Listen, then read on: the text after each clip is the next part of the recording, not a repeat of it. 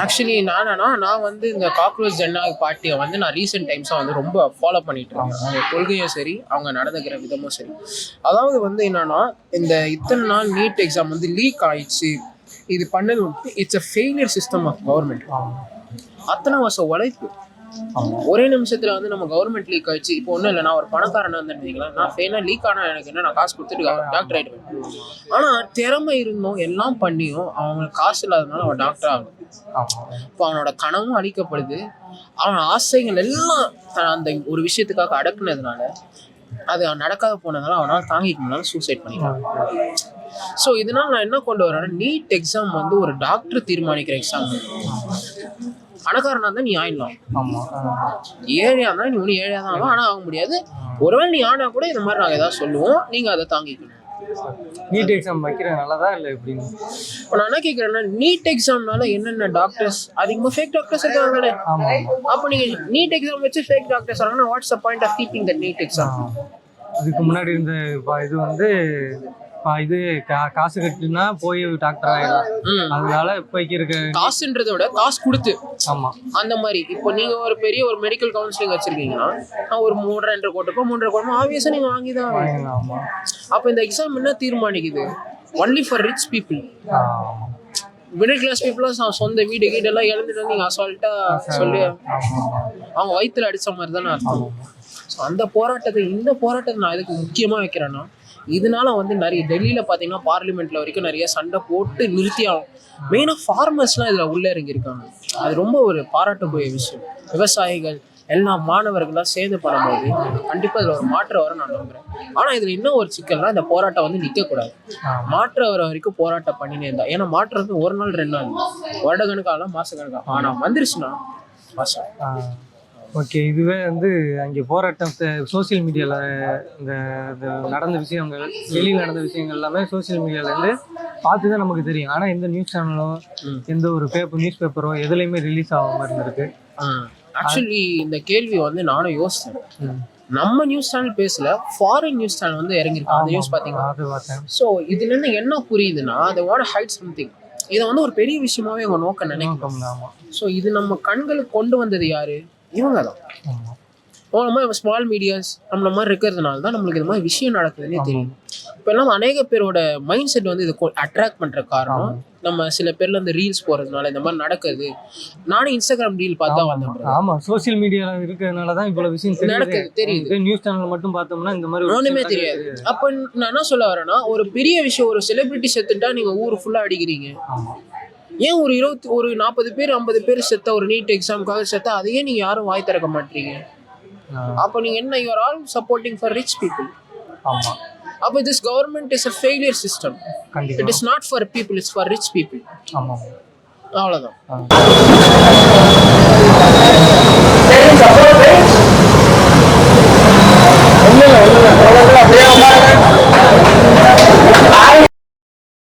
Actually வந்து இந்த மாதிரி ஒரு ப்ரொட்டஸ்ட் வந்து நம்ம அகெயின்ஸ்டாக வந்து நிற்கிறது வந்து it's really so bad to witness the video clips that we are seeing through Instagram and the media platform.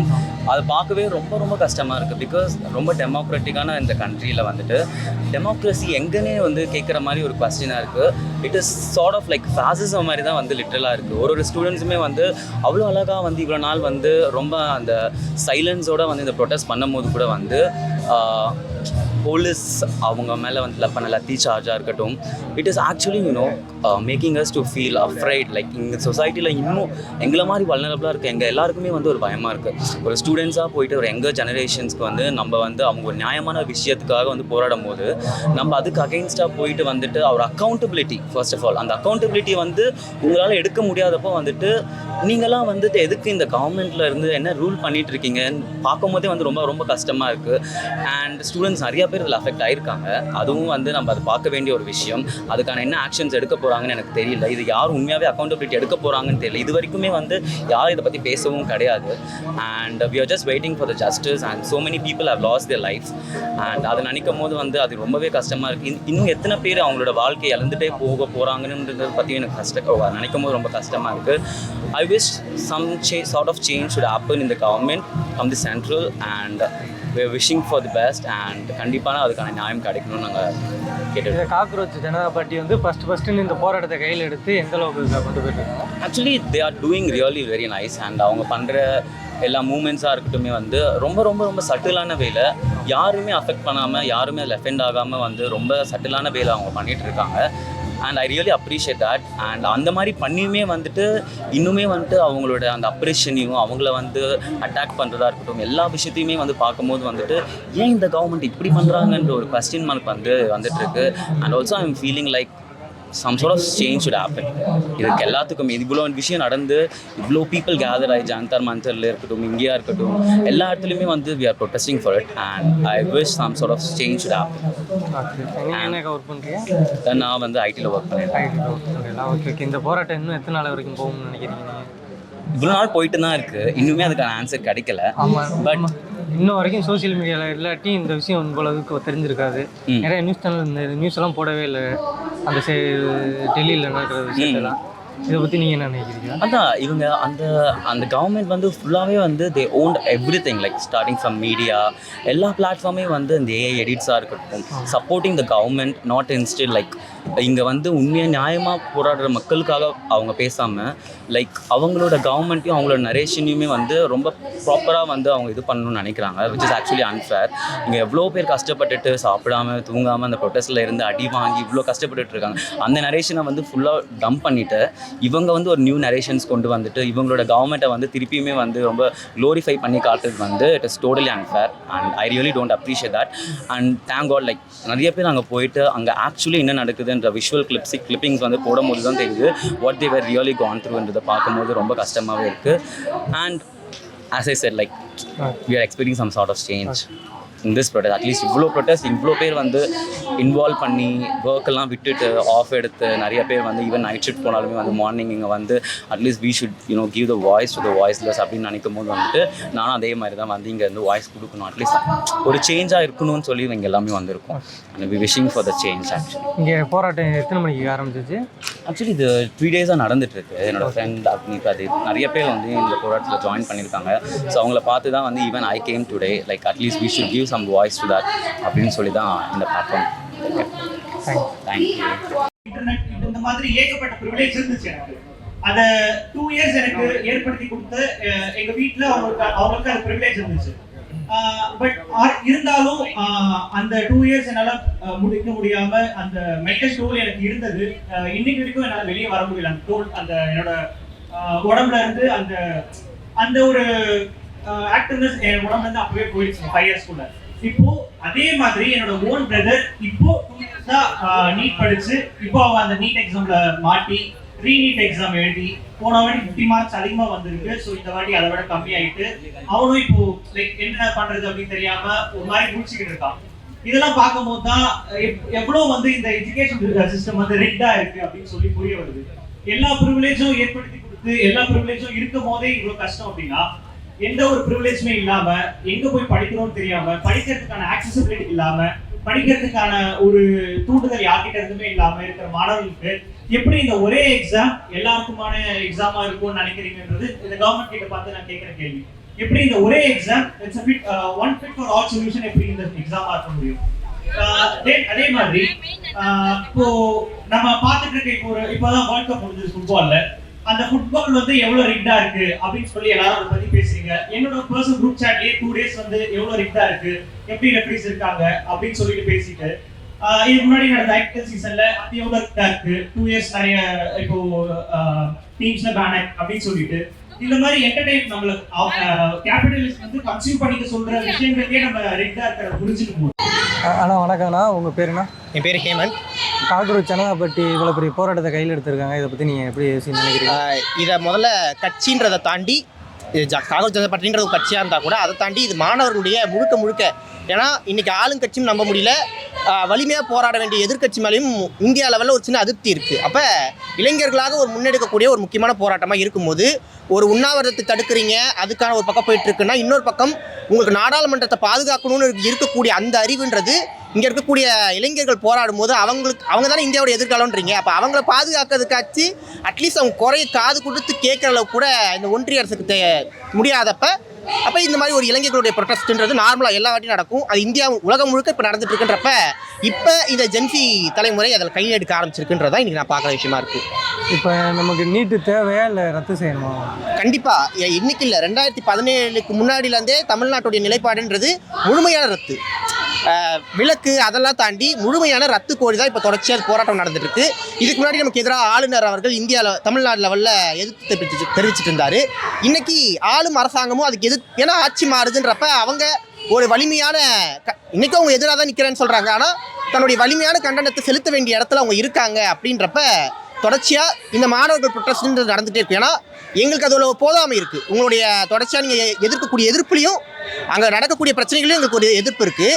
அது எதிர்த்து போராடவங்க மேலேயும் ஒரு எதிர்ப்பு இருக்குன்றப்ப மாணவர்கள் தன்னெழுச்சியாக நார்மலாகவே நடக்கும். அப்போ அதை அவங்களால அக்செப்ட் பண்ணிக்க முடியல. இது டெல்லியில் பற்ற வச்ச தீனா கூட இன்றைக்கி தமிழ்நாடு மாநிலம் தான் இதுக்கு முன்னாடி முன்மாதிரியாக. ஏன்னா இது இன்றைக்கி நேற்று இல்லை, அனிதா இறந்த போதுலேருந்து ஒரு 176 மதிப்பெண் எடுத்து தமிழ்நாட்டில் ஒரு பொண்ணு இறந்து போகிறாங்கன்னா அன்னைக்கு ஆரம்பிச்ச தீ இன்றைக்கும் எங்களுக்குள்ளே எரிஞ்சிட்டு தான் இருக்கும். ஆனால் இதுலேருந்து ஒரு சில இளைஞர்கள் டைவர்ட் ஆகி இன்றைக்கி வேற ஒரு விஷயத்தை கவனம் செலுத்துறாங்க. அப்படின்றப்ப அதை நாங்கள் இன்னும் ஆக்கப்பூர்வமாக அதிகபட்சமாக கொண்டு போக வேண்டிய அவசியம் இருக்குது நாங்கள் நினைக்கிறோம்.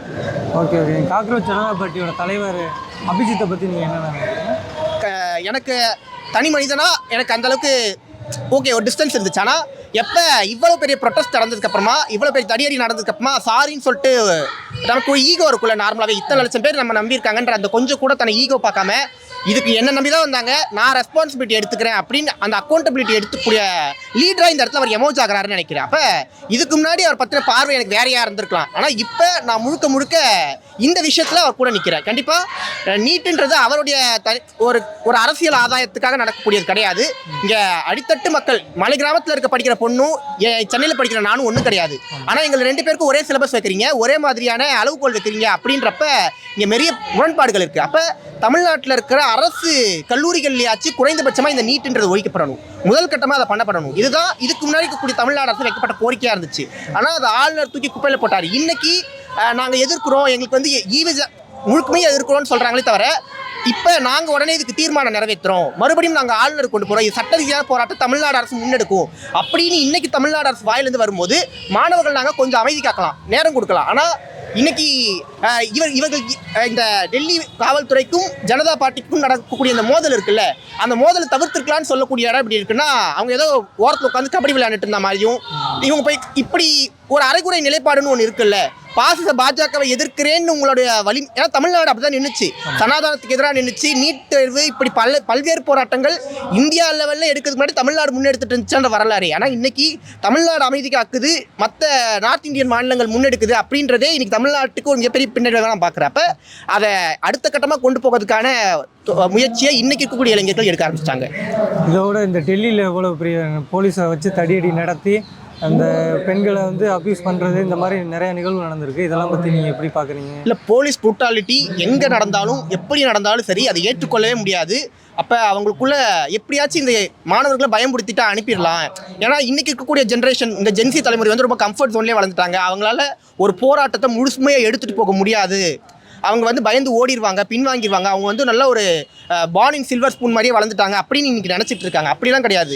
இந்தியா முழுக்க வேலைவாய்ப்பு பிரச்சனையும் பெண்களுக்கு எதிராக நடக்கக்கூடிய கொடுமைகளும் எங்களுக்கு அடிப்படை பிரச்சனைகள்லையும் சொல்லப்போனால் இங்கே இருக்கக்கூடிய மத ரீதியான மோதல்களும் இவ்வளவு பிரச்சனைகள் இருக்குது. இதெல்லாம் இளைஞர்கள் பார்த்துட்டு இருக்காங்க. எப்போ அவங்களுக்கான ஒரு ஸ்பார்க் வரும்னு எதிர்பார்த்தாங்க. அப்போ வெறும் கட்சிகளை தாண்டி ஒரு எழுச்சியாக நடக்க வேண்டிய நேரம் அது பங்களாதேஷில் நடந்துச்சு, ஸ்ரீலங்காவில் நடந்துச்சு. ஆனால் அங்கெல்லாம் இருந்து இங்கே இருக்கக்கூடிய மாணவர்கள் எங்கே வேறுபட்டு நிற்கிறாங்கன்னா, நாங்கள் வன்முறையை கையில் எடுக்கலை, நாங்கள் நேர்மையான வழியில் மக்கள் முன்னாடி இந்த கொண்டு போகணும், அற வழியில் காந்தியின் வழியில் தான் இங்கே ஒரு போராட்டம் நடக்கணும்னு நம்ம நினைக்கிறோம். ஆனால் இல்லை, இவங்களை ட்ரிகர் பண்ணி விட்டா, ஏன்னா நார்மலாகவே நாங்கள் கொஞ்சம் ரத்த சூழல நாட்கள் தான், ஒரு 24-25 வயசு பையன் அப்படி தான் இருப்பான். ஆனால் அவனை கொஞ்சம் லைட்டாக ட்ரிகர் பண்ணி விட்டு அவன் கலவரத்துக்கு போவான், அவன் மறுபடியும் அப்படி பண்ணுவான் அப்படின்னு நினச்சி தான் இந்த கலவரத்தை அவங்க தூண்ட நினைக்கிறாங்க. ஆனால் நாங்கள் மறுபடியும் அறவழியை தான் கையில் எடுக்கிறோம். எங்கள் மேலே எவ்வளோ பெரிய வன்முறை நிகழ்த்தினாலும் சரி, நாங்கள் இந்த ஜனநாயகத்தின் மேலே இன்னும் நம்பிக்கை வச்சிருக்கோம். எங்களுக்கு ஏதோ ஒரு விதத்தில் நியாயம் கிடைச்சிடும் நம்பிட்டு இருக்கோம்.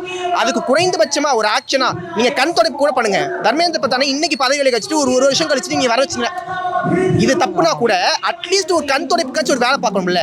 நாங்கள் உங்களுக்காக நிற்கிறோன்னு ஒரு ஒன்றிய அரசு தரப்புலேருந்து ஒரு சின்ன ஒரு நம்பிக்கை கொடுக்கலாம்ல.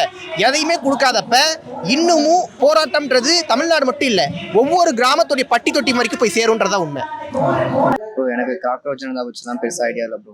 எனக்கு வந்து நான் நேற்று இன்ஸ்டாவில் வந்து ஒரு நிறைய போஸ்டர்ஸ் பார்த்துட்டு இருந்தேன். லாஸ்ட் இது 3 டேஸாக தான் இது ரொம்ப பீக்கில் போயிட்டு இருந்துச்சு. நிறைய பேர் கண்டுக்காமல் இருந்தாங்க.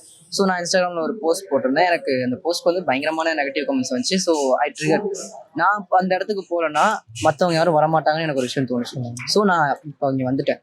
இப்போ நான் ரொம்ப கான்ஃபிடென்ட்டாக நான் என்னோட போஸ்ட்லேயோ ஸ்டோரிலையோ நான் மென்ஷன் பண்ணோம் நான் இங்கே இருக்கேன், நீங்கள் வாங்கன்ட்டு. அதுக்காக நான் மெயினாக வந்தேன். இதுக்கப்புறம் நான் இதை பற்றி இன்னும் நிறைய தெரிஞ்சுக்கிட்டு நான் சொன்னால் பெட்டராக இருக்குன்னு தோணுது. டெல்லியில் இந்த அளவுக்கு பெரிய அளவு போராட்டம் வெடிச்சு பெரிய அளவில் போயிட்டு இருக்கு. இதை பற்றி நீங்கள் என்ன ப்ரோ பேச பார்க்குறீங்க?